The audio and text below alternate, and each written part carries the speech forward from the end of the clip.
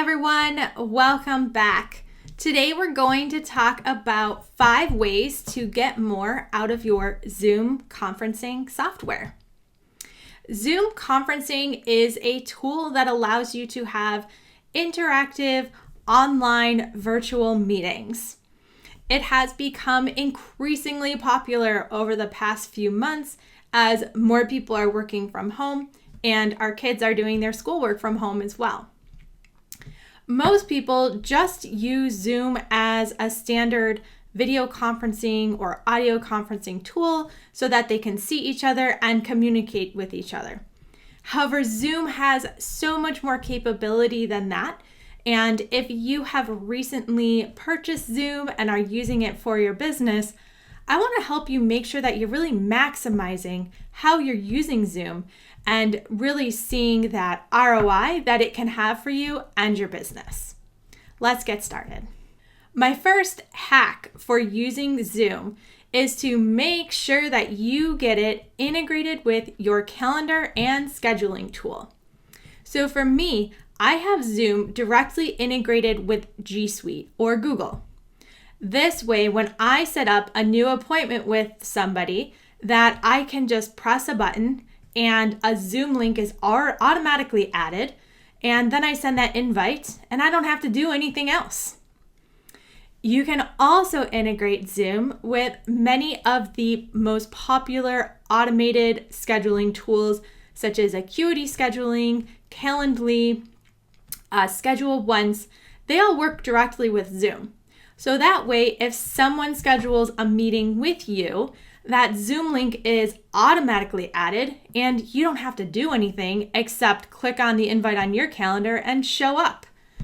It really makes the whole appointment scheduling process much smoother, easier, and then nobody's scrambling at the last minute to find the link for the meeting. It's already there. The next thing that I have to make sure that you're fully getting your ROI on Zoom software is a very underutilized feature, at least in my opinion. This is the annotation feature. This feature in Zoom allows you to directly draw on your screen. So if you are screen sharing with your team or somebody is screen sharing with you, you can take and you can make shapes, you can draw lines, you can circle things that you need someone to click on. As a systems person, the annotation tool has become invaluable to me. I'm often walking people through different processes and how to do things, and the annotation tool allows me to just highlight where on the screen they should click rather than saying, go right, go right, go right, just a little bit more. Oh, you went too far right. This way they can easily see what I'm pointing to, what they need to click on. It makes the learning process so much easier.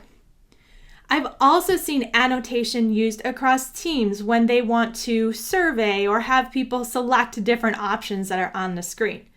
Everyone can go ahead and circle what they want to use, and it makes things more fun and more collaborative. Okay, my next secret for using Zoom is to turn on automatic recording. Now, I will give a disclaimer that you should always make sure that people are okay with you recording before you turn it on. However, if you are okay with doing that, and if the people that you're meeting with are okay with doing that, turn on automatic recording. That way you don't have to get through your meetings and realize that you forgot to turn on the recording. If you use the automated recording feature, you can also just turn it off when the meeting starts if you don't need your meeting recorded. One of the benefits of having this is that you can set it up so it automatically records in the Zoom cloud. And when you have a recording that automatically goes to the Zoom cloud, you get a link.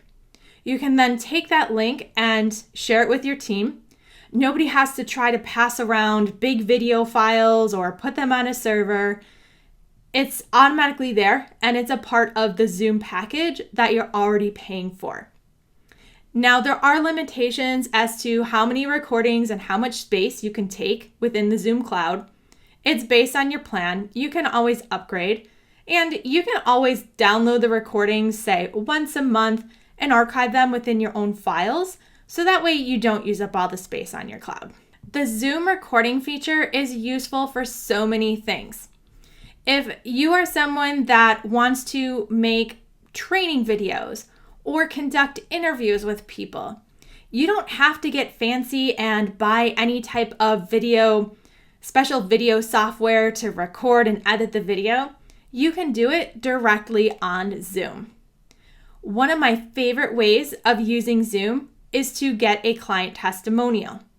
What we do is we set up a meeting that we record, and I ask the clients questions. We have a casual conversation, and then I have this recording that I can then take and use as a testimonial. It's so much easier, and it makes the client feel much more at ease as well. Nothing's worse for some people than having to get on camera just like this and talk. So by having the testimonial process as a video, it makes it much easier for everyone. Again, you can use Zoom to record trainings, to record workshops, even to record a podcast that you then have somebody extract the audio from. It makes it so much easier to make video and produce video without having to be super tech savvy. My final recommendation for using Zoom, if you do want to get a little tech savvy, is take all of these recordings that you've been creating, download the video file, and put it into your favorite video editor.